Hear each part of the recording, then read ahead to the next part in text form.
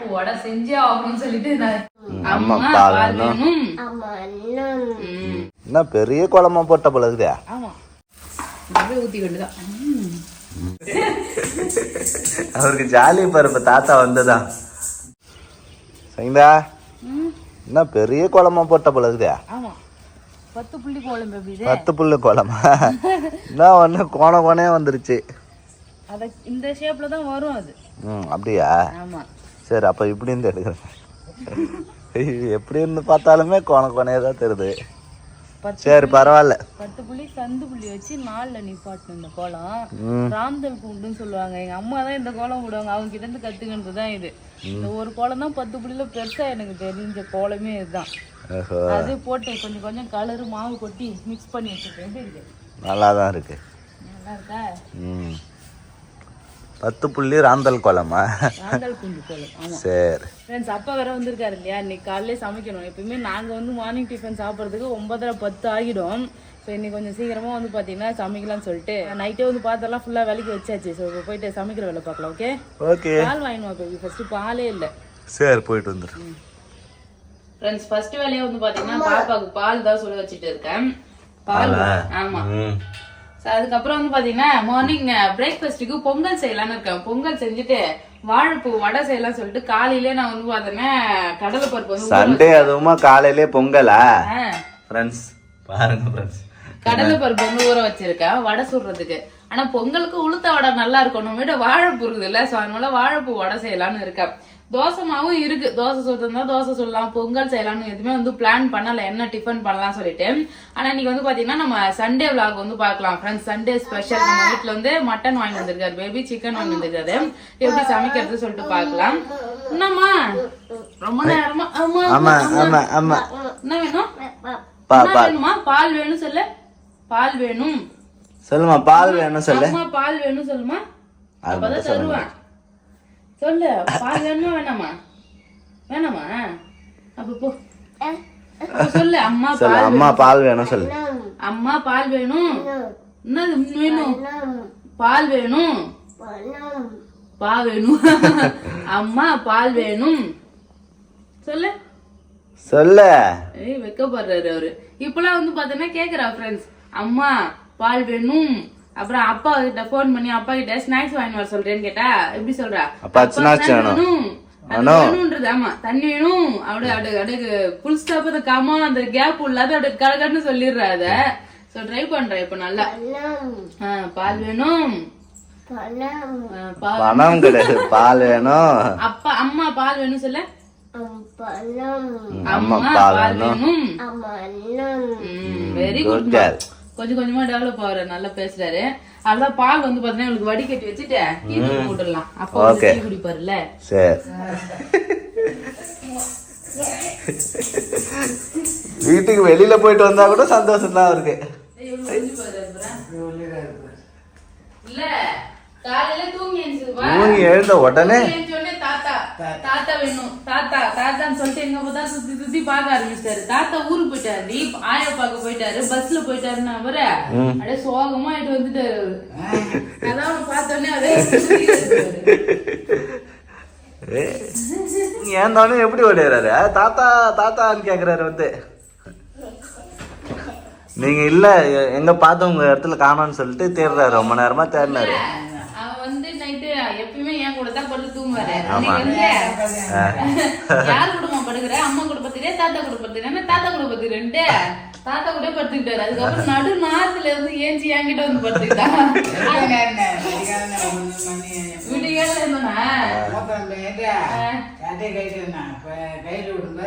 வந்து பத்தினாரு.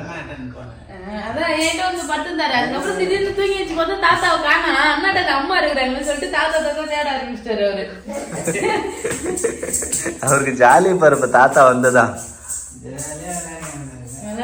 Tea ready பண்ணி பல்லு விளக்குனாரு. அதான் சட்டெல்லாம் ஈரமாகுது. தாத்தா கிட்ட காட்டினியா பல்லு விளக்குனதா? வாழைப்பூ வந்து பாத்தீங்கன்னா கிளீன் பண்ணிக்கலாம். வாழைப்பூ வடை செஞ்சே ஆகணும்னு சொல்லிட்டு நான் கோலம் போட போகும்போதே வந்து பாத்தீங்கன்னா ஃபர்ஸ்ட் வேலையே கடலைப்பருப்பு ஊற வச்சுட்டு தான் கோலம் போடவே போனேன் இன்னைக்கு நானு. வாழைப்பூ மாமா எத்தனை வந்தது பார்த்ததா? இல்ல ரெடி ஆயிட்டேன். எப்படி இருந்தாலும் வந்து பார்த்தோன்னா சீக்கிரமா வீணாயிடும். ஆமா காஞ்சி போயிடும். அட்லீஸ்ட் வந்து ஒரு டைமாவது வடை சுட்டுடலாம்ல. கொஞ்சம் பூ மட்டும் பிரிச்சுக்கலாம். மீதி அப்படியே எடுத்து வச்சிருக்கோம். நல்லா ஃப்ரெஷ்ஷா இருக்கு. பூ அப்படியே புட்டு அப்படியே கொடுத்து வச்சிருக்காங்க. இல்லைன்னா வந்து பாத்தீங்கன்னா அப்படியே கருப்பாயிடும். இது ஃபுல்லா வந்து பாத்தீங்கன்னா கருப்பாயிடும். இது நல்லா அந்த கலர் அப்படியே இருக்கு. ஒரு வாழைப்பூ கலர் சூப்பரா இருக்கு. பொங்கல் தான் செய்வேன். டிசைட் பண்ணிட்டேன் என்ன செய்யணும். பொங்கல் செஞ்சுட்டேன். எப்பயுமே வரகு திணை எல்லாம் வச்சிருப்பேன். இப்ப எதுவுமே இல்ல வீட்டுல. அதனால பச்சரிசி போட்டு பொங்கல் செஞ்சிடலாம். ஓகே. அப்பாக்கு எப்படி இருந்தாலும் வீட்டுல தோசை எல்லாம் சுட்டு கொடுப்பாங்க அம்மா. பொங்கல் எல்லாம் செய்ய மாட்டாங்க. இப்ப வந்து அம்மா வந்து பாத்தீங்கன்னா ஆசைக்கிட்டாங்க, நான் வீட்டுக்கு வர எனக்கு வந்து பாத்தீங்கன்னா பொங்கல் செஞ்சு கொடுன்னு சொன்னாங்க. பொங்கலாமா அது செய்யறது ரொம்ப ஈஸி, வாமா செஞ்சு தரேன் அப்படின்னு சொன்னேன். அம்மா வந்தாங்கன்னா பொங்கல் வந்து செஞ்சு கொடுக்கலாம். ஓகே அப்படியே வந்து பாத்தீங்கன்னா போதும். கொஞ்சம் தான் கடலைப்பயிறு ஊற வச்சிருக்கேன். அப்படியா? ஆமா சரி. வேணா அப்படி உரிச்சிக்கலாம், நிறைய உரிச்சு வீணா போயிடும். ஸோ அழகா வந்து பாத்தீங்கன்னா இதுல இந்த லப்பர் மாரி இருக்கும், இந்த பிளாஸ்டிக் மாதிரி இருக்கும் ஃப்ரெண்ட்ஸ். அப்புறம் இந்த நரம்பு வந்து பாத்தீங்கன்னா ரொம்ப டைட்டா இருக்கும். இது ரெண்டுத்தையும் மட்டும் பிச்சு ஓரமா வச்சிடலாம். அப்படியே ஒரு வாழைப்பூலே வச்சுன்னா வச்சுக்கேன், எடுத்துட்டு போறது ஈஸியா இருக்கும். ஜெஷிதா வந்து அங்கேயே இருக்கா, வந்தேன்னா எல்லாத்தையும் பிரிச்சு குப்பை ஆக்கிடுவா சார். தான் அவளை அங்க விட்டு நான் மட்டும் கிளீன் பண்றேன். இதான் அந்த நரம்பா? ஆமா இது பாரு. ஓகே இதுதான் இதை வந்து எடுத்துடணும். அழகா எடுத்துட்டு கட் பண்ணி சமைக்க வேண்டியதான். அது வந்து பாத்தீங்கன்னா ஈஸியா, ரொம்ப ஹார்டா இருக்கும், அது டிஃப்ரெண்டா இருக்கும் சாப்பிடுறதுக்கு. அதனால வந்து பாத்தீங்கன்னா எடுத்துருவாங்க.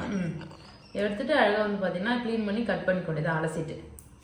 தேங்காய் நான் உரிச்சுக்க போறேன். எதுக்கு நீ உரிச்சுன்னு இருக்க? உரிச்ச தேங்காய் தான், அது அப்படியே லைட்டா தட்டி உடைக்கலான்னு. நிறைய தண்ணி இருக்கு, தண்ணி பிடிச்சிட்டா தேங்காய் தண்ணி. தேங்காய் தண்ணி குடிக்கிற ஆளு இவர் மட்டும்தான் ஃப்ரெண்ட்ஸ் நம்ம வீட்டுல. தேங்காய் தண்ணி நல்லா இருக்கும் எப்படி டேஸ்டா. ஒரு சிலதான் வந்து பாத்தீங்கன்னா ரொம்ப உப்பு கறிக்கிற மாதிரி இருக்கும். ஒரு சில தேங்காய் சூப்பரா இருக்கும் தேங்காய் தண்ணி. உடச்சுட்டா?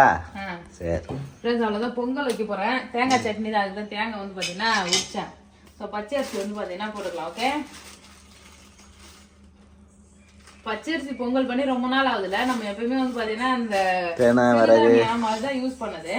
பச்சரிசி வந்து யூஸ் பண்ணி நீங்க பண்ணிக்கலாம். 3 பேர் இருக்கிறோம், ஒரு டம்ளர் போதும்ல? போதும், ஒரு டம்ளர் போதும். யசுதாவோட சேர்த்து 4 பேர். பொங்கல் வந்து எப்பவுமே கம்மியா தான் வந்து சாப்பிடுவோம், அதனால கம்மியா போடல. ஒரு டம்ளர் வந்து பார்த்தோன்னா பச்சரிசிக்கு ஒரு 1/4 டம்ளர் அளவுக்கு சிறுபருப்பு இது சேர்த்தாச்சு. அப்படியே 2 கழுவிட்டு தண்ணி அளந்துக்கலாம். ஒரு டம்ளருக்கு நான் எப்பவுமே 5 டம்ளர் தண்ணி வைப்போம் ஃப்ரெண்ட்ஸ். அது வந்து அப்படியே நல்லா வந்து குழம்பு பொங்கல் கிடைக்கும். ஸோ 5 டம்ளர் தண்ணி வச்சுக்கலாம்.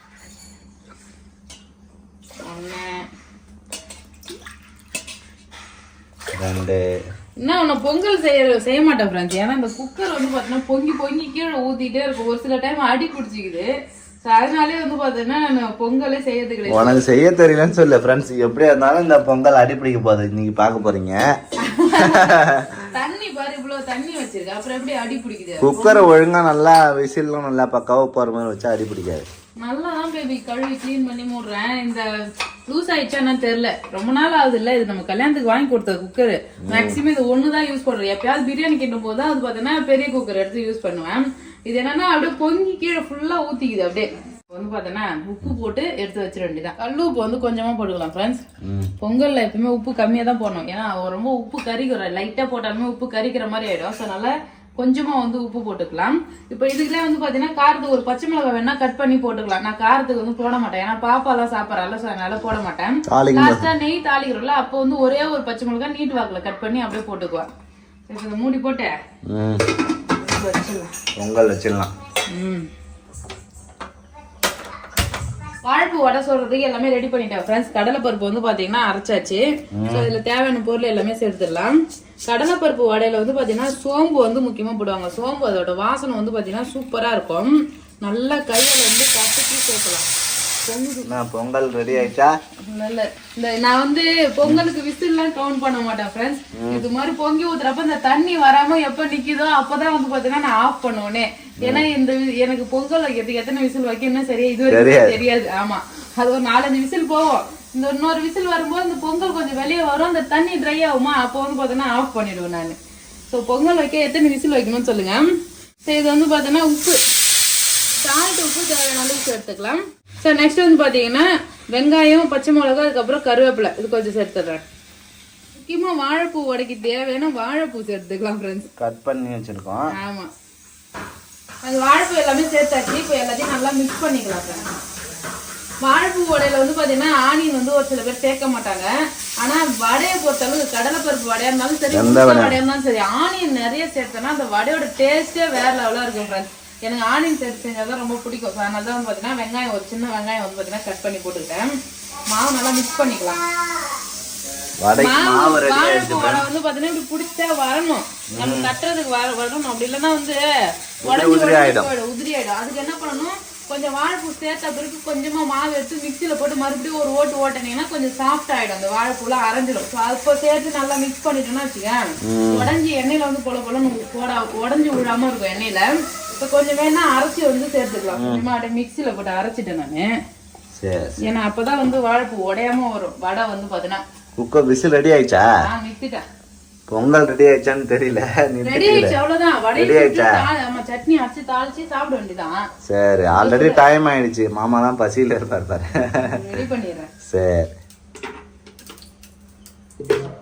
ஃப்ரெண்ட்ஸ், பொங்கல் வந்து பாத்தீங்கன்னா தாளிச்சிட்டு இருக்கேன். அந்த சைடு வடை சொல்றதுக்கு வந்து பாத்தீங்கன்னா எண்ணெய் ஊத்திட்டு இருக்கேன்.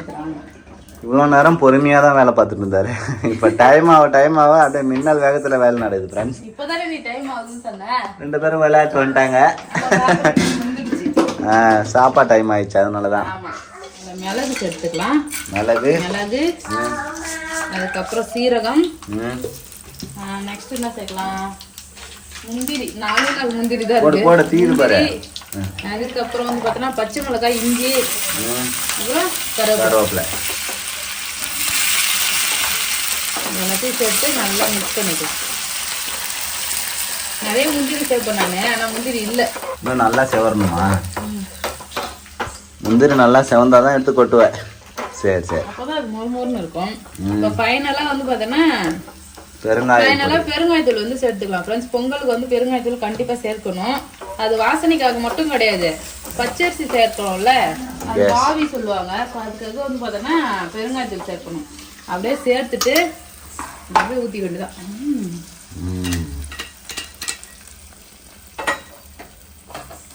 பொங்கல் பாருங்க, அடியே பிடிக்கல. இந்த சூப்பரா ரெடி பண்ணிட்டேன். நெய்லாம் கொஞ்சமா தான் ஊத்திருக்கேன். பொங்கல் ரெடி. என்னம்மா ஜெச்சிதா, என்னம்மா என்ன வேணும்? ஆனா வேணுமா? பாப்பா அழுதியா? ஏன் அழுதா? ஏன் அழுதா? அது வடை டப்பு டப்பு டப்புன்னு நடக்குது. பொங்கல் நான் பாக்குறதுக்குள்ள வடையை டக்கு டக்குன்னு போட்டேன். வடை தட்டுறது ஈஸி தானே பேபி, எல்லாரும் தெரிஞ்சதுதான்.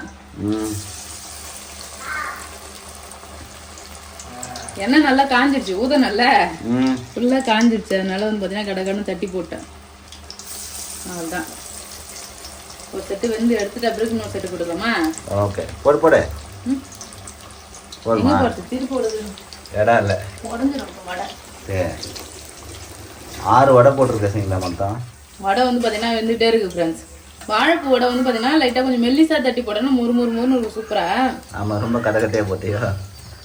மெலிசா தட்டின மாதிரி தான் இருந்தது. ஆனா வந்து பாத்தீங்கன்னா உப்புன மாதிரியே ஒரு ஃபீல் ஆகுது. கரெக்டா தான் இருந்துச்சுங்க வெந்ததுக்கு அப்புறம். அவ்வளவுதான், சூப்பரா பாத்தீங்கன்னா வாழைப்பூ வடை ரெடி ஆயிட்டு இருக்கு. இந்த சைடு பொங்கலும் தேங்காய் சட்னி ரெடி பண்ணிட்டேன், சாப்பிடலாம். ரெடி ஆயிடுச்சு. மார்னிங் டிஃபன் அவ்வளவுதான் ஃப்ரெண்ட்ஸ். அவ்வளவுதான், சாப்பிடலாம். அவ்வளவுதான் ஃப்ரெண்ட்ஸ், மார்னிங் சாப்பிடலாம். சூப்பரா வந்து பாத்தீங்கன்னா பொங்கல், வடை, அதுக்கப்புறம் தேங்காய் சட்னி சைட் டிஷ்க்கு சாப்பிடலாம்.